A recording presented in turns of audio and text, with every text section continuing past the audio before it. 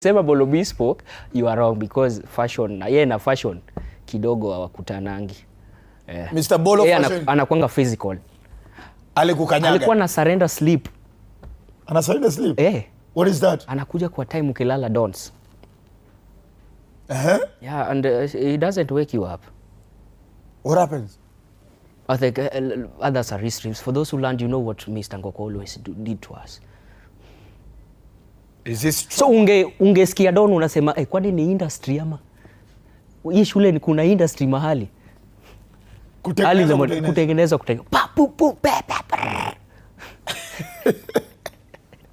So you were there the whole time? Yeah, the whole time. The whole 4 years? The whole time. And for our deputy principal, that was a man and a half. I can't consider him. You know, for Ober Boys, that was like home for boys. Okay, differentiating between Ober Boys and the orphanage, there's a bigger difference because there was a way they were handling even in discipline cases.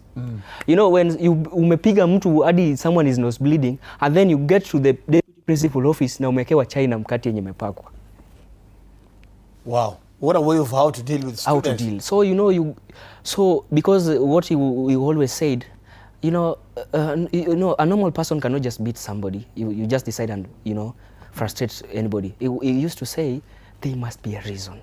There must be something. Yes. Sit down, we have a conversation. Sit down, we have a conversation. Let's talk about Let's reason. But all in all, after that chai, lazima utaenda nyumbani. So chai alafu unaenda? Yeah, alafu unaenda. Nyumbani kama umeshiba? Kama umeshiba. How did you get interested into matters, humor and comedy? To your surprise, I started as a musician. Back in Migori County. I was born and raised in Migori. I only came to Kisumu when I was in class 7. So back in Migori, and the main reason why my mother said that they should come to Kisumu was because I was rapping in class. I was like, the teacher is teaching na mi rap. Mi niko mstari. Mi niko mstari. So the teacher was complaining, your son anaenda kwake kwa market huko. Your son is very bright. But the boy is failing because ana rap. So I used to rap. I used to be a rapper. I used to sing. So so when I was it's a long story that I cannot narrate. My journey from Migori to Kisumu. Yeah, it wasn't the mother idea at first. It was my own decision. You had to change something. There was one day I just left home. That I'm going to Kisumu. You know, my home is in Seme, in Kisumu. So I just left home. Kafunga your chapter? Nikafunga, I just left home. Went and stayed in Kisumu. You know, I entered Kisumu as a street boy, by that time. Because I left home with nobody knowing. Changed my identity and everything. You know, when in street there, I was from Mombasa. Because I can mimic. I'm good at mimic. So nilikuwa naongea hiyo Kiswahili ya Mombasa hadi unasema huyu jamaa anatoka coast. So, in the street, I was not involved in taking glue. Because I was taking glue, lakini inishiki, siski, kitu inishiki. High. Siko high. So, in the streets, I was taking to one of the orphanage within Kisumu. So, going to that orphanage, I didn't still want people to know my identity. Went there, and nikajifanya mimi ni mkosti. Hatari sana, mimi mkosti. Mali najuanga Mombasa ilikuwa ni Mwembe Tayari. Na nilikuwa nakufia na hiyo. Mimi natoka Mwembe Tayari jamani, mimi huko ndo natoka. Maana nimetoka Mwembe Tayari. So the whole time in the orphanage, the whole time you stuck by a Swahili accent? A Swahili accent. Lakini kuna time nikapatana na Mjaluo and is from Migori. Na mali anasema anatoka ni mali najua.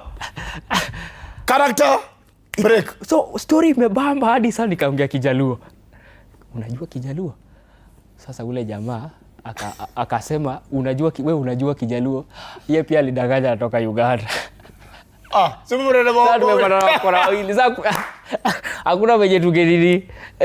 Hakuna venye tungeangushiana. That's interesting. So as we close up, Odol, what is the plan? What is now the plan? Because now the opportunity is here.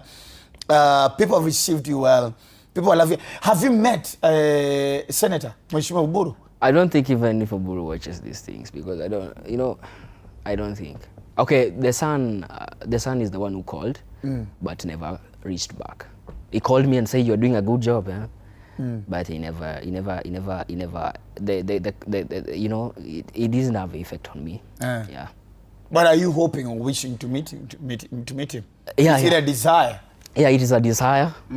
Yeah, it is a desire, but not that much. But it's one of my desires to meet the person I've been mimicking all through. All right. Yeah, you know, when Oburu talks, when you're listening, when Oburu talks and he starts talking, yani unasikia tu ni mimi na bonga. Yeah, because I mean, you are more Oburu than Oburu. Than Oburu himself. Yeah. So, but I'm looking up to meet him in person. I think, God willingly, one day I'll have to meet him. All right. In person. Let's just make a clarion call right now on TV.